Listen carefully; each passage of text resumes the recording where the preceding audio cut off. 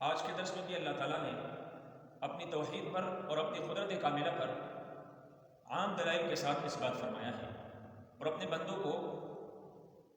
ایک عام دلائل کے ساتھ سمجھایا ہے۔ اسی صورت کے دوسرے رکوع میں غالباً گزرا ہے جس کے اندر اللہ نے فرمایا تھا لقد کان فی یوسف و اخوتہ آیات للسائلین، پوچھنے والوں کے لیے حضرت یوسف علیہ السلام کے واقعے میں اور ان کے بھائیوں کے واقعے میں اللہ نے بڑی عبرت رکھی ہے، بڑے دلائل رکھے ہیں۔ تو بہر کیف اب یہ پوچھنے والے کون تھے؟ حضرت یوسف علیہ السلام اور اس کے بھائیوں کے متعلق یہ پوچھنے والے اکثر تفسیروں میں آتا ہے کہ یہ جو پوچھنے والے تھے یہ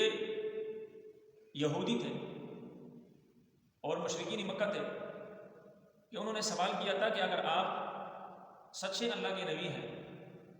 اور آپ اپنے اس دعوے میں اور رسالت میں سچے ہیں تو آپ ہمیں بتائیں کہ یوسف علیہ السلام کون تھے اور ان کے بھائیوں کا کیا واقعہ ہے، اور وہ اپنا ملک کنعان چھوڑ کر مصر کیوں آئے تھے۔ یہ کچھ سوالات کر کے اللہ تعالیٰ نے حضور نبی پاک صلی اللہ علیہ وسلم پر پورا صورت نازل فرمایا جو اپنے تفسیر کے ساتھ سنا۔ تو اللہ نے فرمایا تھا کہ لقد کان فی یوسف و اخوتہ آیات للسائلین، سوال کرنے والوں کے لیے اس صورت میں بڑی جو ہے عبرت ہے اور ان کے لیے بڑے بڑے دلائل ہیں۔ تو ان آیاتوں کے اندر اللہ نے فرمایا وَكَأَيٍّ مِّنْ آیَةٍ فِي السَّمَاوَاتِ وَالْأَرْضِ، میرے محبوب اللہ فرماتے ہیں کتنی ہی نشانیاں ایسی ہیں جو میں نے آسمان اور زمین میں رکھی ہے، یعنی آسمان کی بلندی دیکھیں، آسمان کی اونچائی دیکھیں، کہ بغیر ستونوں کے اللہ تعالیٰ نے اس کو ازل سے اب ابتدا سے جب سے اللہ نے اس کو وجود بخشا ہے قائم کر دیا ہے، اور یہ قیامت کے صبح تک قائم رہے گا۔ اور پھر رات میں اگر آپ دیکھیں تو اللہ نے چاند اور ستاروں سے اس کو مزین کر دیا، اور اسی طرح فی الارض زمین میں اللہ تعالیٰ نے عبرت کی جو ہے بڑی چیزیں رکھی ہیں۔ اور اللہ فرماتے ہیں یمرون علیہ، تم چلتے پھرتے ہو، تم گزرتے ہو خاص کر عبرت کی جگہوں سے، کہ جن قوموں پر عذاب آیا، جو اللہ تعالیٰ نے دنیا میں عبرت کا سامان بنا دیا، وہاں ان مقامات سے تمہارا گزر بھی ہوتا ہے، وہاں سے تم گزرتے بھی ہو، اور ویسے بھی اللہ نے زمین کو کیسے بچھا دیا۔ اگر آپ دیکھیں تو کئی میدان ہیں، میدان کی صورت میں زمین نظر آتی ہے، اور کہیں جو ہے بڑے بڑے پہاڑ ہیں، اور کئی درختیں ہیں، جنگلات ہیں، تو کوئی بالکل بیابان ہے، اور کئی آبادی ہے تو کوئی ویرانگی ہے، کئی چشمے ہیں تو کئی سمندریں ہیں، اور مختلف قسم کے چرند پرند حشرات، دنیا جہاں کے حیوانات،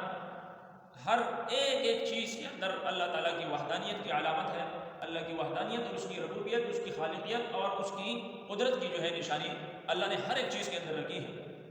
اور اللہ نے ایک آیات کے اندر یہ بھی فرمایا وَفِي أَنفُسِكُمْ أَفَلَا تُبْصِرُونَ، کیا تم اپنے آپ میں نہیں دیکھ پا رہے؟ اپنے آپ کی طرف دیکھو۔ اللہ فرما دے تمہارے اپنے 5-6 فٹ جسم کے اندر میں نے اپنے عبرت کے سامان رکھے ہیں۔ تو بہر کے اللہ نے فرمایا وَهُمْ عَنْهَا مُعْرِضُونَ، یہ وہاں سے گزر کر بھی اعراض کر جاتے ہیں اللہ کے جو ہے ان مقامات سے جن مقامات پر اللہ نے عذاب لا کر قوموں کو تباہ و برباد کر دیا، اور ان کے گھروں کو کنڈرات پر اللہ نے تبدیل کر دیا، اور ان کے نام و نشان اللہ نے بٹھا دیے۔ ایسے بھی مقامات ہیں، اور یہ لوگ وہاں سے بھی گزرنے کے وقت اعراض کر جاتے ہیں، اور ہر چیز دیکھ کر ہر چیز سے فائدہ اٹھا کر اعراض کر جاتے ہیں، رب کو بھول جاتے ہیں۔ اللہ نے فرمایا وما یؤمن اکثرهم باللہ، ان میں اکثر ایمان لانے والے نہیں ہیں، الا وهم مشرکون، بلکہ وہ کیا ہے؟ شرک کرتے ہیں۔ یہ شرک بھی بڑی قبیح چیز ہے، یہ بھی بڑی جو ہے اللہ تعالیٰ کو اس دھرتی پر سب سے زیادہ، سب سے بڑھ کر ناپسندیدہ عمل، ناپسندیدہ گناہ، ناپسندیدہ چیز وہ شرک ہے۔ اور اللہ نے یہ بھی فرمایا وَلَقَدْ أُوحِيَ إِلَيْكَ وَإِلَى الَّذِينَ مِنْ قَبْلِكَ لَئِنْ أَشْرَكْتَ لَيَحْبَطَنَّ عَمَلُكَ وَلَتَكُونَنَّ مِنَ الْخَاسِرِينَ۔ ہمارا عقیدہ کیا ہے کہ حضور نبی پاک صلی اللہ علیہ وسلم کا ایک نماز ترازو کے ایک پلڑے میں رکھ دیا جائے، امت کی ساری نمازیں اس ترازو کے دوسرے پلڑے میں رکھ دیے جائیں تو یہ ایک نماز بھاری اور وزنی ہے۔ حضور صلی اللہ علیہ وسلم کا ایک روزہ ساری امت کی، تمام امت کے تمام روزے حضور صلی اللہ علیہ وسلم کے ایک روزے کا مقابلہ نہیں کر سکتی۔ آپ صلی اللہ علیہ وسلم کی شان ہی نرالی ہے، آپ کا عظمت، آپ کا مقام، آپ کا رتبہ اس تک کوئی پہنچ نہیں سکتا۔ تو بہرحال اللہ نے حضور صلی اللہ علیہ وسلم اور آپ سے پہلے جتنے بھی آنے والے پیغمبر تھے، انبیاء اور رسول تھے، مقدس ہستیاں تھیں، اللہ نے ان کے متعلق بھی فرمایا کہ وَلَقَدْ أُوحِيَ إِلَيْكَ وَإِلَى الَّذِينَ مِن قَبْلِكَ لَئِنْ أَشْرَكْتَ لَيَحْبَطَنَّ عَمَلُكَ وَلَتَكُونَنَّ مِنَ الْخَاسِرِينَ۔ میرے محبوب میں وحی کرتا ہوں، اللہ نے وحی کر دی، وَلَقَدْ أُوحِيَ إِلَيْكَ مِن قَبْلِكَ، میرے محبوب تم سے پہلے جتنے بھی پیغمبر آئے ہیں، میرے جتنے بھی نبی آئے ہیں، وَإِلَى الَّذِينَ مِن قَبْلِكَ بالفرض والمحال،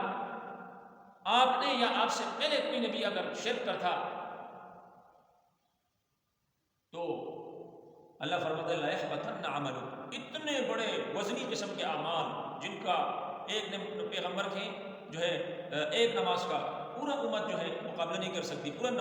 امت کی نمازیں اس کے برابر نہیں ہو سکتی۔ تو اللہ فرماتا ہے یہ اتنی قبیح چیز ہے کہ شرک کی وجہ سے آپ کے اتنے بڑے بڑے وزنی اور بھاری قسم کے اعمال بھی بالکل ضائع اور برباد ہو جاتی ہے۔ یہ اتنا مہلک بیماری ہے، اللہ ہم سب کی حفاظت فرمائے۔ فرمایا افامنوا ان تأتیہم غاشیہ من عذاب اللہ،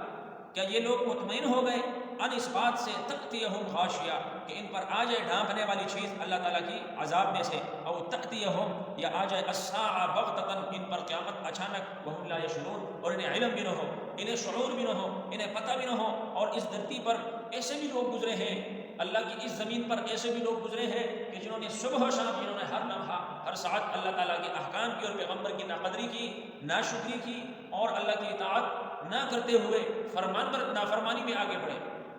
دشمنی میں آگے بڑھے پیغمبر کے ساتھ، اللہ کے کلام کے ساتھ، اللہ کے احکام کے ساتھ۔ تو رات کو سوئیں، صبح اللہ نے خنزیر بنا دیے،